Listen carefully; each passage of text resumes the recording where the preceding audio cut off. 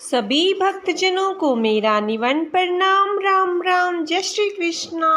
पूनम सिहा की दुनिया में आप सभी का बहुत बहुत स्वागत है। भक्तजनों, हम जम सागर का पाठ कर रहे हैं। इसी क्रम में आज हम शब्दवाणी का शब्द संख्या 46 और उसकी व्याख्या को जानेंगे। बोलिए गुरु जमदेश्वर भगवान की जय हो। बोलिए विष्णु भगवान की जय हो। हम योगी हैं आद के, तुमरे मुद्रा नाही। कंथा भेख दिसे नहीं, मुँह मन माने जाही। फिर लोहा पांगल कहने लगा कि आपके न तो मुद्रा है और न ही कंथा है और न ही योगियों के जैसे वेशभूषा ही है। मेरा मन तो तभी मानेगा जब ये चिन्ह आप धारण कर लो, तथा हम तो आदि के योगी नाथ हैं। सभी योग के चिन्ह हमारे पास हैं, तो फिर आप हमें योगी क्यों नहीं मानते हैं? तब जम्बेश्वर जी ने शब्द उच्चारण किया। ओम जी जोगी के मन ही मुद्रा तन ही कंथा पिंडे अंगंथ भायो। जी जोगी की सेवा हा कीजिए, तूठो भव जल पारे लें घावे। जिस जोगी के मन ही मुद्रा है, शरीर ही गूदड़ी है और धूणी दुकाना रूपी अग्नि को शरीर में स्थिर कर लिया है, अर्थात नाथ लोग कानों में मुद्रा डालते हैं जो गोल होती है। यदि किसी का मन भी बाह्य विषयों से निवृत्त होकर केवल ब्रह्माकार हो जाए, अर्थात ब्रह्म के बाहर भीतर लय के रूप में स्थित रहे, तो उसके लिए वही मुद्रा है, तथा मुद्रा का अर्थ भी यही है। आत्मा की रक्षा के लिए शरीर रूपी गूदड़ी जिसने धारण कर ली है और परमात्मा की ज्योति रूपी अग्नि को जिसने अंदर धारण कर लिया है, सर्वत्र परमात्मा का दर्शन करता है। ऐसे महान गुरु योगी में अपार शक्ति होती है। वह शिष्य को पार उतारने में सक्षम है। नाथ कहावे मर में रह जावे, से क्यों नाथ कहावे। नानी मोटी जीवा जूनी, निर्जत सिरजत फिर पूठा आवे। तुम अपने को नाथ कहलाते हो, फिर भी बार बार जन्म मरण के चक्कर में पड़ते हो, तो फिर अपने को नाथ कभी नहीं कहना चाहिए, क्योंकि नाथ का अर्थ तो स्वामी, मालिक, परमात्मा, ईश्वर होता है।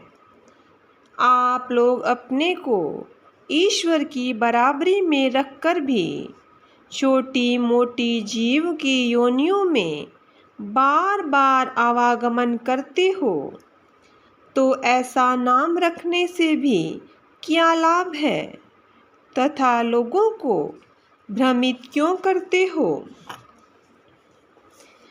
हम ही रावल हम ही जोगी, हम राजा के हेरायो।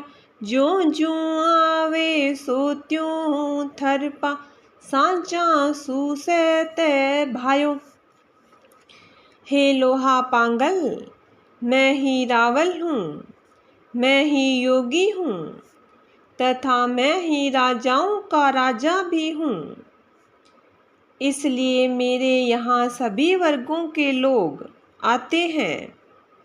जो भी जिस विचार, भावना, कार्य, शंका को लेकर आता है, मैं उसी को उसकी भाषा में, शैली, काल अनुसार वैसा ही ज्ञान, उपदेश, धन दौलत, सुख शांति प्रदान करता हूँ। मैं ही राजाओं का भी राजा हूँ, योगियों का भी शिरोमणि योगी हूँ। मेरे पास सभी कुछ विद्यमान है तथा मुक्त हाथों से वितरण भी करता हूँ। किंतु जो सच्चे लोग हैं वे मुझे अति प्रिय है। उन्हें मैं सांसारिक सुख शांति के अतिरिक्त मोक्ष भी देता हूँ, जो दूसरों के लिए अति दुर्लभ है। पाप न छिपा पुण्य ने हारा, करा न करतब लावा हा बारू।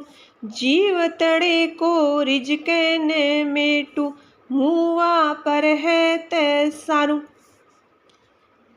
मानव पूर्व जन्मों के कर्मों को लेकर इस संसार में आता है तथा अपने कर्मों का फल ही यहाँ पर भोगता है।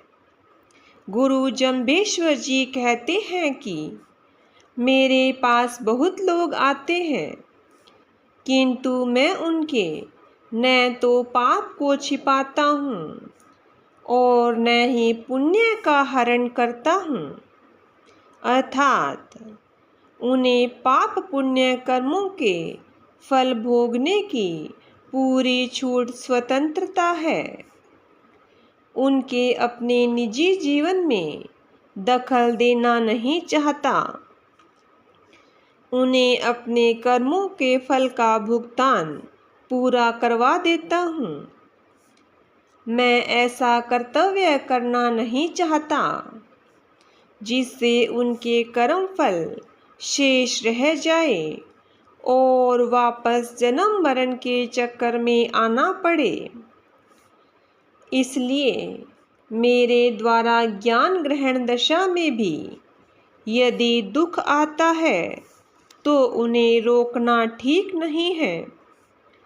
आएगा तो चला जाएगा, यदि ठहरेगा तो बार बार विपत्ति पैदा करेगा।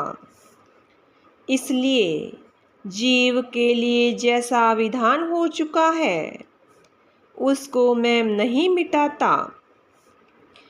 जीवन काल में तो यह अवसर समय जीव के हाथ में है, परंतु मृत्यु के पश्चात तो यह जीव दूसरे के हाथ चला जाएगा, फिर कुछ भी नहीं रह सकेगा। दोरे भिस्त बिचाले हे उभा, मिलिया काम से वारू। इस संसार में जीवन धारण करने वाले लोग स्वर्ग और नरक के बीच में खड़े हुए हैं। चाहे तो स्वर्ग की ओर प्रस्थान कर सकते हैं और यदि चाहे तो नरक की तरफ भी जा सकते हैं, किंतु मनमुखी तो नीचे की ओर ही जाएगा, यह निश्चित ही है। और जो मेरे से आकर मिलेगा उसका कार्य तो मैं सिद्ध कर दूंगा, अर्थात स्वर्ग या मोक्ष की ओर प्रस्थान करवा दूंगा। बोलिए गुरु जम्बेश्वर भगवान की जय हो। बोलिए विष्णु भगवान की जय हो। नारायण नारायण नारायण नारायण।